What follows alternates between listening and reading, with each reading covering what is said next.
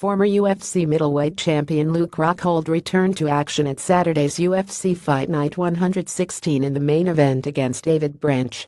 Rockhold had to overcome a challenge as he was rocked in the first round.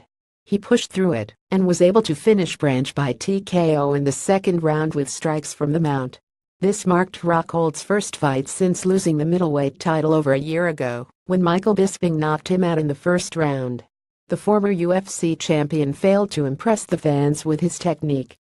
Although Rockhold was the favorite in the eyes of oddsmakers going into the fight, Rockhold was hurt by Branch's strike several times in the first round. Former UFC fighter and now analyst Florian talked about Rockhold's striking struggles on the most recent edition of his Nick and Florian podcast.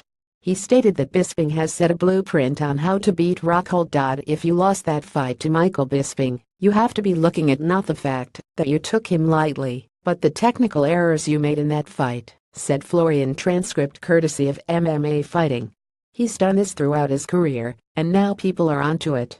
Michael Bisping has set a blueprint on how to beat Luke Rockhold and he didn't address the issue. If I'm Rockhold, I've got to keep my hands up. If I am hitting that right hook, I've got to pivot or do something to make sure I don't get hit again, because he's moving straight back and he's a little bit lazy with that lead right hand, which is something I used to do, so I know all about that. I think he will address it eventually, and it will make him a much better fighter. As seen in his latest fight, Rockhold didn't end up needing to address his defensive liabilities because he was able to secure a takedown in the second round and demolished Branch quickly from there.